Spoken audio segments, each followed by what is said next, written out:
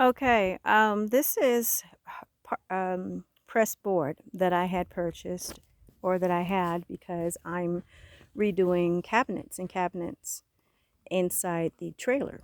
And you want to do everything as lightweight as you possibly can, but strong.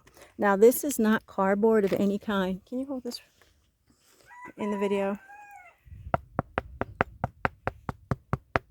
That is hard. That is not anything soft or light. But you see how it's torn up into shreds and pieces? I had two 4x8 pieces of this hard press board because there were areas in the trailer that I needed to section off inside of the cabinets, and I needed a lightweight material to use to do so. Even though it's lighter weight than using plywood, it's very, very strong. As you heard, this is not some soft, this is not a cardboard, this is not a soft wood. And I'd brought the pieces over here, the whole 4x8 piece. And the next day, after Jen and I went to run some errands, that was when we were going back and forth to the VA and all the other places practically every day, we found it. Yes, and it was torn in pieces where there was two sheets at one time that were whole, and now we find pieces of these of the press board, and it's like all tore up, and that's impossible. The wind couldn't do it. The animals couldn't do it. Someone had to do it, and it had to be more than one person because it takes incredible strength to tear that apart. So this is not an act of nature. This is an act of jackasses trespassing on the property that destroyed. And this is all that's left, with the exclusion of one piece that is about 4 foot by 4 foot of two 4x8 particle board press board pieces. So where the rest of the other one is, I couldn't even tell you. They took at least a 4 foot by 4 foot section, but this is all that remains, and it's torn into little tiny pieces. Again, the wind did not rip off little tiny chunks and rip this into little pieces, and this thing is very, very hard. This is not some cardboard or a soft thing. This is press board. And so now I have to replace these pieces because there's not a single piece left. It's been torn in such small pieces that will divide the cabinet up that I bought it for in the areas that I had gotten it to use for. I can't use it for the purpose that I used it for. And I don't know how much it's going to cost to replace it because these were purchased prior to COVID. And since COVID, the prices of everything has quadrupled. Speaking of which, we purchased 25 sheets of 4x8 by 1/4 inch thick plywood. And not 25, we had 50 sheets that were in perfect condition, and then we had 25 sheets that were given to us by the location that we had purchased it from an estate sale that had damage to them because he couldn't sell them. Well, also, when this same incident happened in the same time frame, 25 of the sheets or more are missing. I have to do an exact count so I can have an exact accounting of how many pieces we still have, because we haven't removed any of the pieces, but they were scattered all over. The wind didn't blow them. For one, they had heavy wood and a piece of metal sitting on top of them, and they were all laying completely flat. They'd been there for close to 2 years in the location because the project that we were going to do was building shelters for the dogs. Came to a halt because my son couldn't come back because everything got shut down for COVID, and he couldn't travel from Arizona up here to help me do the project. And he's the one who went with me with a moving van that we had rented to get the wood and bring it back here. But 25 pieces of our plywood is also missing. And right now, 4x8 sheets of plywood are running $80 a piece. So that's over $3,000 worth of loss. And Jen is witness to the fact that that plywood was here.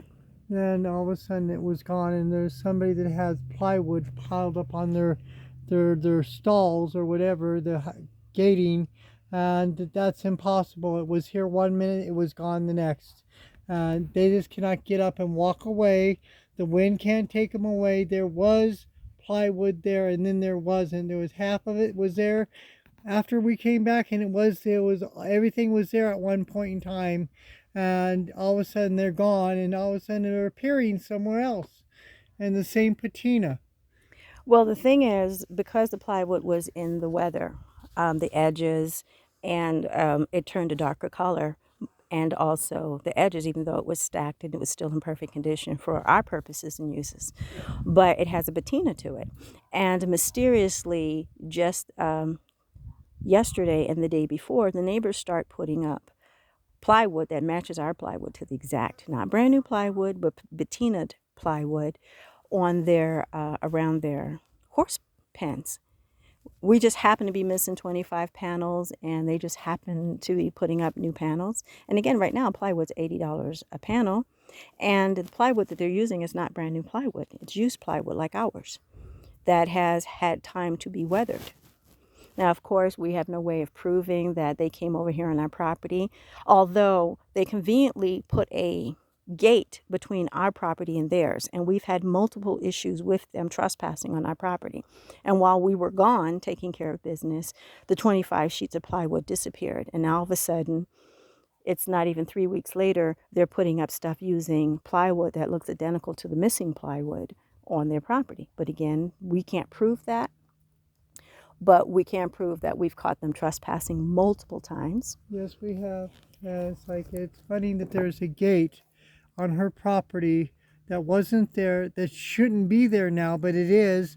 What right do they have to put a gate up there? Why would they put a gate up there except to go on her property and trespass and do these unmentionable things to her livestock and to her property? And it's like, where is this gate coming from? She didn't put the gate up, and all of a sudden we walked the perimeter and we found the gate, and it has a chain and lock on it, and it's like, where did that come from? And the area where the gate is, not only as you approach the area where they put a gate in between our two properties, but the wood that was used was wood that was taken from my property that I had in a pile because they were parts of a tree.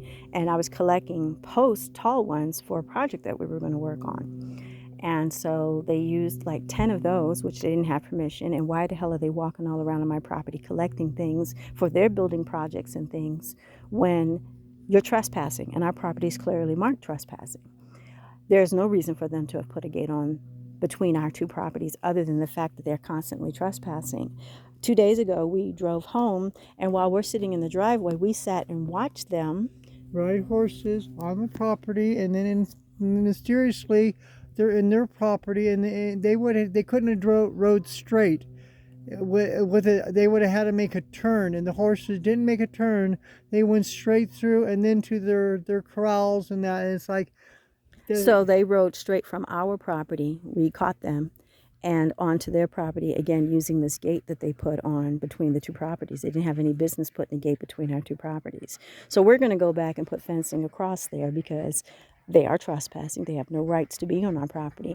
And as bold as they're being in the daylight hours, there's no doubt in my mind that the people who are also trespassing on the property and messing with the animals after dark are the same people.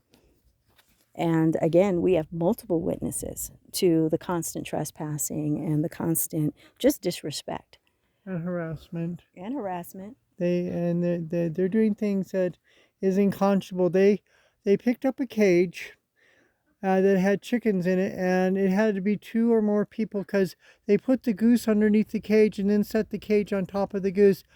That couldn't have happened by itself. It had to take at least two people, one to pick up the cage and the other one to catch the goose and then subdue it and put it underneath the cage and then put the cage on top of the goose. Yeah, there's been a lot of foolery, or what I call fuckery, going around over here, and the majority of which has escalated and or began since the new neighbors have moved into the property next to us. And I'm really tired of it. We're dealing with the Attorney General's office and the local sheriffs, as well as some of the FBI cyber crimes and hate crimes divisions. And we're going to get to the bottom of all this bullshit and put it to an end because this is just ridiculous and it's going to stop. But instead of all the videos is with me voicing what I have to say about it, there are multiple, there's at least 12 other witnesses to the stuff that's been going on around here. And we're getting all signed written statements about everything that they witnessed, and making sure all the state, federal, and local authorities have copies of the reports of everything that's been going on around here, because this crap is going to stop.